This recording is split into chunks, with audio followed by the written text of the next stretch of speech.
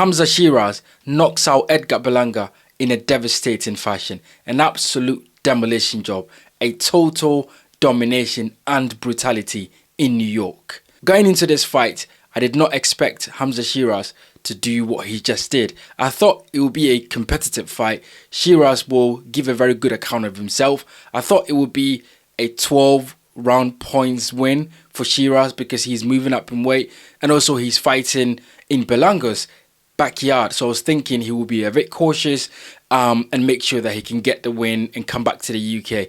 But it just shows that Hamzah Sheeraz was very serious about this fight. He was taking no prisoners, and Berlanga's behavior in the pre-fight press conference has just earned him an arse whooping that he would never forget in his life. It was just brutal. The way he started that combination and the way he ended that combination and the way he absolutely took Berlanga out of that fight was just beautiful to see. Look, the fight itself was quite interesting and entertaining because you had a fighter in Hamzah Sheeraz that is long, that is ranger, and therefore he knew that he had to use his jab and his footwork to be able to stop the shorter fighter in Edgar Berlanga from coming inside and getting his work off.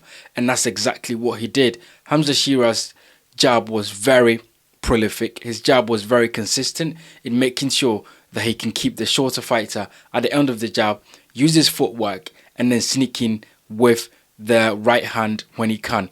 But one thing that surprised me is the fact that Hamzah Sheeraz is such a big guy, right? He's such a tall guy, Hamzah Sheeraz.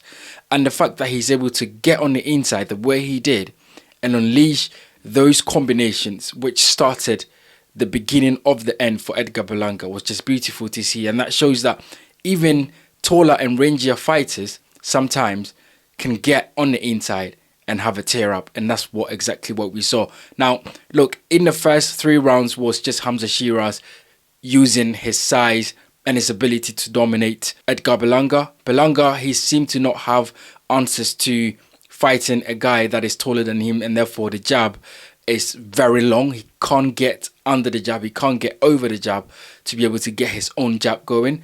And then the beginning of the end started in round 4, where Hamzah Sheeraz manages to get himself in close contact with Edgar Berlanga, and then he start working on the inside, and it was just a beautiful left right short hook in the pocket which put Edgar Berlanga on the canvas. Edgar Berlanga got up, Hamzah Sheeraz pins Edgar Berlanga on the ropes and started unleashing right hooks, left hook, right hands down the pipe. It was just a brutal barrage of punches, and Edgar Berlanga went down again. Now in round 4, the bell saves Edgar Berlanga. He then goes back into his corner.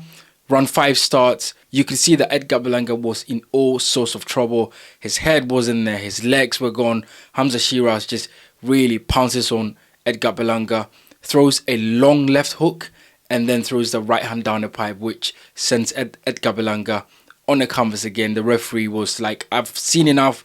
Referee calls us off, and Hamzah Sheeraz emerges as the winner of that fight. 5th round KO. It was just a demolition job in New York, and basically the crowd was stunned because this is New York, this is Edgar Berlanga's backyard, and a lot of people there were rooting for him. But Hamzah Sheeraz silences his doubters, silences the crowd, and comes to the UK with a win. This fight just reminds you of a typical American versus British fighter, where the American is very braggadocious, very talkative. Hamzah Sheeraz during those press conferences was very calculated, very calm, whereas Berlanga was just talking and doing all these things that were just an absolute disgrace to behave like that. Not all American fighters behave like that anyway, but he was behaving like that. It was just, and you knew that something was coming which he was not going to be able to overcome, and that's exactly what happened in that fight. Now, what does Hamzah Sheeraz do next?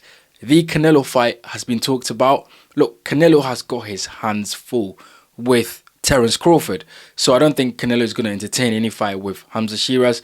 What I think is a great fight for Hamzah Sheeraz is a fight against Chris Eubank Jr. in the UK. I think that fight will sell O2. I think that fight will sell the O2 Arena. It will be a massive fight.